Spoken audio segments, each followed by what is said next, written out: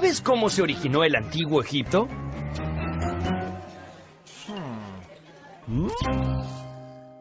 El ciclo del Nilo. Cuando nombramos a Egipto, 3 imágenes saltan a la mente. Las pirámides, el desierto y ese largo e imponente río llamado el Nilo. ¿Lo conocen? Pero empecemos hablando de ese inmenso mar de arena conocido como el desierto del Sahara. Este lugar al norte de África no invitaba a nadie a instalarse allí.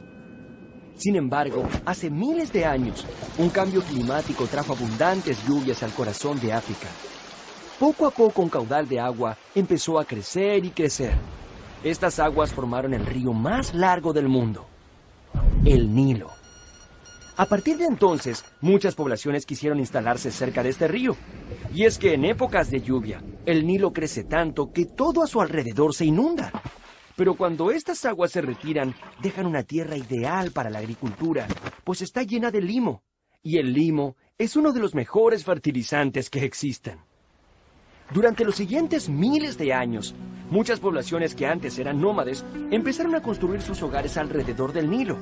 Así nació el antiguo Egipto, una tierra habitada por hombres y mujeres que rápidamente aprendieron a sembrar y recolectar alimentos en abundancia, sin la necesidad de mudarse de un lugar a otro.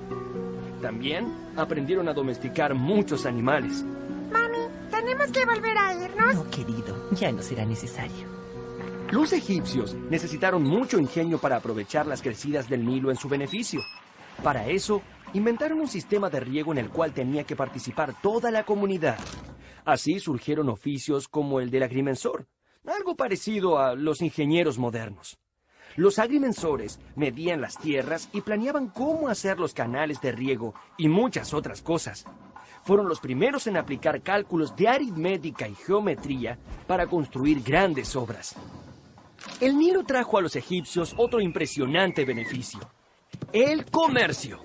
Y es que en sus aguas era muy fácil navegar, así que todo aquel que tenía un barco a mano podía recorrerlo de arriba a abajo. El río se convirtió en una gran autopista a través de la cual los pueblos que estaban en sus orillas comerciaban entre ellos. Esto trajo grandes riquezas para los egipcios. Y así empezó a gestarse esta gran civilización. Todo gracias a este gran río. Egipto, 3000 años de historia. Hace miles de años, gracias al desarrollo del comercio y la agricultura, algunas aldeas que estaban en las orillas del Nilo se volvieron muy ricas y poderosas. Fue así que empezaron a surgir importantes ciudades a lo largo del río. Casi 3000 años antes de Cristo, el rey Menes unificó los reinos del Alto y del Bajo Egipto y fundó su capital en Menfis. El símbolo del Alto Egipto era una corona blanca y el del Bajo Egipto una corona roja. Así nació la doble corona de los faraones. Este fue el comienzo de un gran imperio que perduraría por miles de años.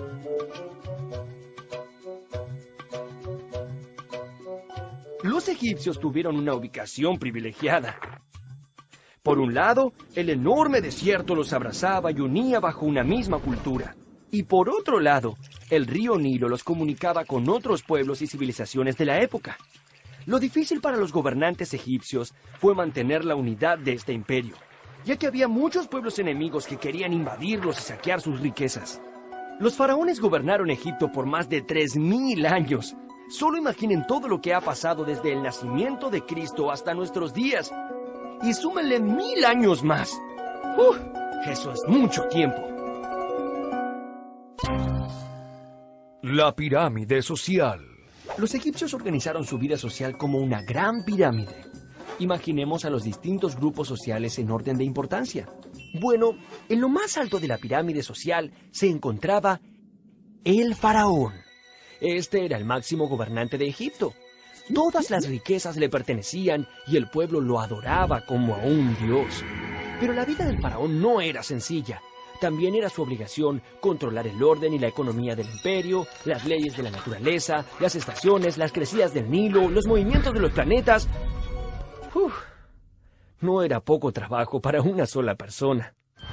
Los sacerdotes eran la segunda casta en importancia y se ubicaban en nuestra pirámide justo debajo del faraón. La principal actividad de los sacerdotes era servir a los dioses en cada uno de los templos y les realizaban un servicio diario de ofrendas y rituales.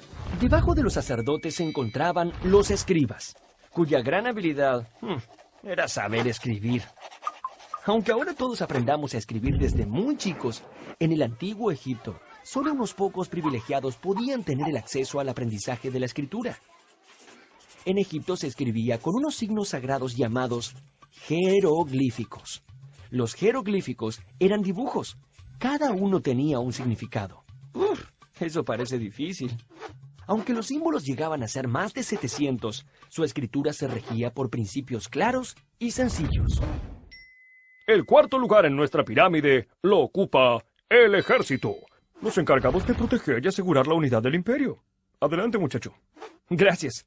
Algunos pueblos vecinos intentaron invadir Egipto, lo que hizo que el ejército se perfeccionara para detener estos avances. Pero a medida que el gobierno de Egipto se fue haciendo más fuerte, surgió una idea. Oigan, ¿y por qué no extender el territorio? ¡Es muy buena idea! Así fue como el ejército, bajo el mando de distintos faraones, comenzó campañas militares para invadir territorios, sobre todo en Palestina, Siria y Nubia. Uno podría pensar que con tanto trabajo, en tiempos de paz, el ejército se dedicaría a descansar. Pero en el antiguo Egipto siempre había algo que hacer. En el caso de los militares, cuando no había enemigos que enfrentar, se dedicaban a tareas como la excavación de canales de riego o el transporte de grandes bloques de piedra hasta el lugar de las obras. ¡Vamos, tiren! Y finalmente, en la base de la pirámide, se hallan los comerciantes y los artesanos, luego los campesinos y en la parte más baja, los esclavos, quienes tenían a su cargo la realización de las tareas más pesadas. Obras colosales. Ha llegado el momento de hablar de las pirámides, el principal símbolo del antiguo Egipto.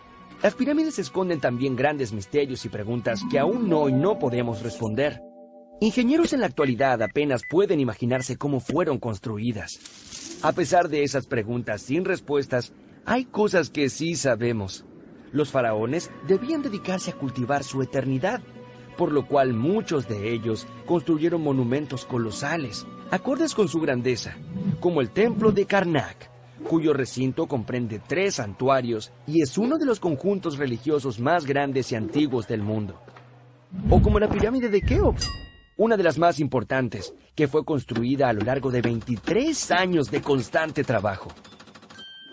En el antiguo Egipto, el viaje de los muertos hacia su destino final podía ser largo, pero allí, al final del camino, se encontraba el dios Osiris.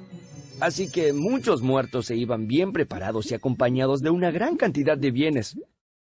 Mientras más alimento acompañaba al muerto, más posibilidades tenía de llegar a su destino sin morirse de hambre. El arte en el antiguo Egipto. Las pinturas del antiguo Egipto son tan particulares que todos podemos reconocerlas. ¿Por qué los egipcios en los dibujos miran siempre hacia los costados? Los artistas egipcios poseían un modo particular de representar la vida. No les importaba la belleza, sino la perfección. Crea tu propio egipcio. Por eso, dibujaban de memoria, pero siempre siguiendo reglas muy estrictas que aseguraban la perfecta claridad de todos los elementos. Por ejemplo, dado que la cabeza del ser humano se ve y se reproduce más fácilmente de perfil, no dudaron en dibujarla siempre de costado. En cambio, los ojos siempre eran pintados como vistos de frente. Digamos que el resultado eran ojos que miraban de frente en una cara que miraba para un costado. Aquí va otro ejemplo. El pecho y los hombros eran reproducidos mucho mejor de frente, pero los brazos y los pies en movimiento eran representados con mayor claridad de costado. Por esta razón, en esas representaciones, las figuras humanas aparecen planas y al mismo tiempo contorsionadas, casi como si las hubiera arrollado un carro. Aunque claro, no había automóviles en esa época. ¿Se han preguntado por qué los dibujantes representaban siempre al faraón en un tamaño más grande? Bueno, era simple. A mayor jerarquía, mayor tamaño. La ciencia del antiguo Egipto. Los antiguos egipcios fueron grandes matemáticos y científicos.